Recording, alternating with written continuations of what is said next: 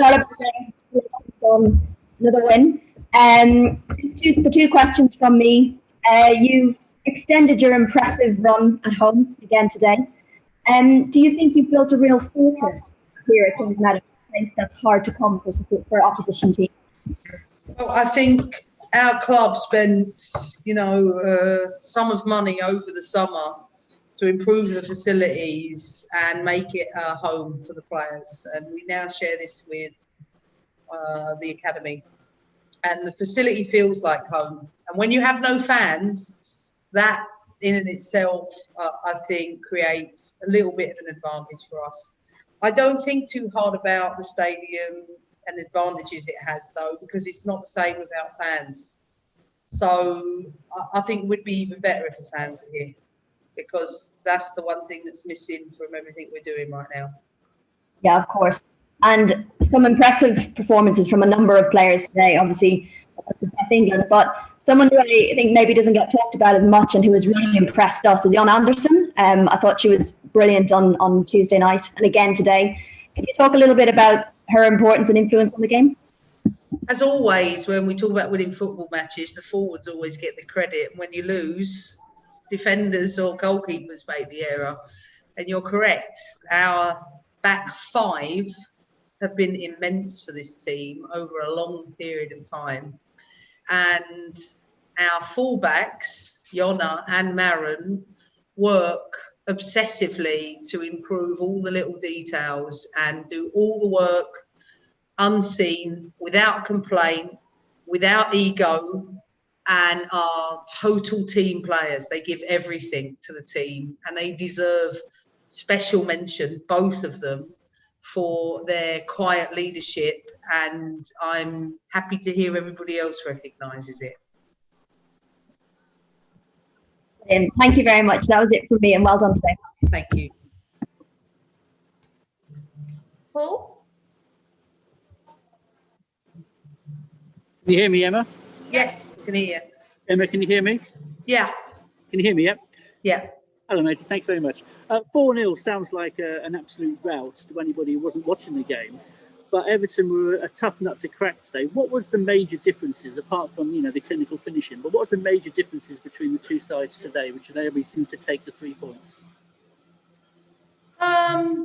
Goals. I mean, we dominated for 30 minutes there and didn't get the second goal in the game, and they rode their luck and took their chances. They only actually had 2-3 chances that whole day, but I think we're starting to find our stride.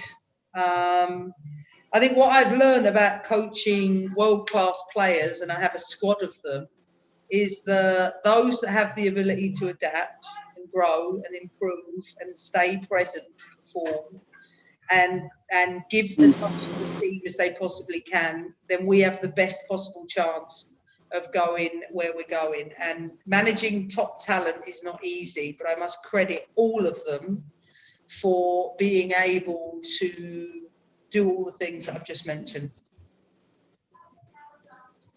Yeah, you put Sam on the bench today, and Beth is now clearly fully fit. What was the rationale behind that decision in particular? Like I said, coaching world-class talent, and I have lots of them, means that what you do every day always matters. And people talk about you being as good as your last game in football. I believe you're as good as your next game. And if I have a group of players that keep progressing daily in a competitive environment, keep giving, then it doesn't matter who plays in this team. Next week could be considered perhaps by some as a sort of almost like a title decider. Certainly it's a game which you can't afford to lose next week against Arsenal. Could you talk a little bit about the preparation you'll be doing this week to make the difference next week? I mean, it's not a title decider. We played Manchester United, Everton and Man City already this season. So Arsenal playing, I think, one of their top 5 opponents for the first time today. It's a tough test for them. I think Miedema's at the best level I've ever seen her. She really is. She's saw her goals from midweek. They've got a team that score for fun. I think they've gone up another level with the quality in front of goal this year. So I'm no fool. I know that, Arsenal have recovered from last year and they're a different level. And the Continental Cup is a different game. The league fixture, I think, will be closely fought. And as you know, with players like Miedema, she is, such a difference maker among other players in their team. I'll ask you a little bit about some of the players who weren't playing today. Guru, was she injured? And Carly, Yeah, was she both. injured? Yeah, so Carly will be back training. She had a concussion. She'll be back tomorrow. Okay, and Molly, I think you said you were having trouble raising your hand. Yeah, sorry, found it in the end. There we go. Thanks. Emma, great performance today from your team.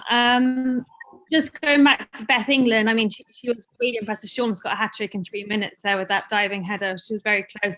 I guess what did she show you today, and how much does it kind of further her kind of position in kind of cementing her place in the starting 11 going forward? Well, I think as the PFA Player of the Year, the bar was already high for her. I've been clear that I didn't think she was at the levels in the first part of the season because she had a long Achilles injury, which I think being in rehab for 4 months is quite a substantial amount of time. And even though she only missed 2 weeks in the pre-season, I felt she wasn't at the levels she set last year. And I'm happy for her today, but I will always say my job's to win games of football, not to make my players happy. And it's up to Beth to make sure that today is the start of another unbelievable run for her. And all I'm interested in is how she performs on Wednesday at training. That's all I care about. Right, and just the last one from me. I mean, obviously Everton have been so strong so far this season, but they had a lot of injuries a lot of key injuries, I think, coming into this game. How much do you think, I guess, the strength and depth that a squad like yours has and the other kind of top three have is kind of the difference, or supposed top three have, is kind of the difference between that kind of top of the table and the other teams kind of breaking through for a consistent kind of period throughout the season? I don't know, you have to ask the opponent, but I think they had a rest midweek. They didn't play a game. They had a game last Sunday, so they were nice and fresh today. Our players had to play midweek, and like I said, you build squads that compete, but you still have to produce performances. And I don't focus on anybody else. I just think for us that if the players do what I ask them to do, and they do it with a level of application that has seen us won titles in the past, then accept that you never ever win the same way twice. End the story. So shut up and train hard. Great, thanks, Emma. Welcome. Anybody else? I can't see anyone's hand. Hi, Emma, can I ask a quick question? Sure. Emma, it's Tim here. I can hear you, Tim. Maren had a superb match today. Say a few words about her, if you would. When we went away to Everton, and I thought Maren had a really poor game away at Everton. I thought they targeted her. You have a choice as a player. You either curl up and hide, or you fight harder than you've ever done before. And what a human being this is. She acknowledges quietly when it's not right. She quietly goes about her business in a superb way. And I think her just reward when you play an opponent that you really struggled against last time around was to put a performance that she put in today. Maren Mjelde is an unbelievable servant for Chelsea Football Club because of everything she gives the team, both on and off the pitch, and she deserves the just accolade and reward that you're mentioning because she's one in a million.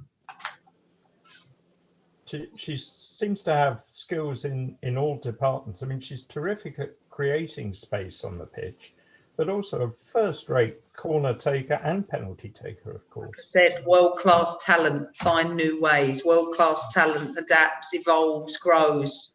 Maren's in that category. And very important to have her in the team, in the squad, for the younger players to learn from as they come through. For everyone. If Maren speaks, everyone listens. Everyone. Thanks, Emma. Well, Any final questions before we wrap? Nope. Have a quick one. Yeah. Can you hear me, Emma? yeah. Your fans, obviously, every press conference you've talked about the lack of fans today, and your wish to get them back. But also, there's a group of fans which also provide you with bars of chocolate every week. When remember the Galaxy crew. I mean, have you missed not having your Galaxy bars of chocolate at all? Yeah, massively. I mean, my staff miss it. I'm lucky to get the first layer because they devour it the minute we go into the dressing room. I'm gutted for the fans. I hope we can work towards a safe place for them and every football fan to return, because you know what, football's just not the same without it. Thank you. Cheers, Emma. Great. Thanks, everybody. Thanks, guys. Thank you. Cheers.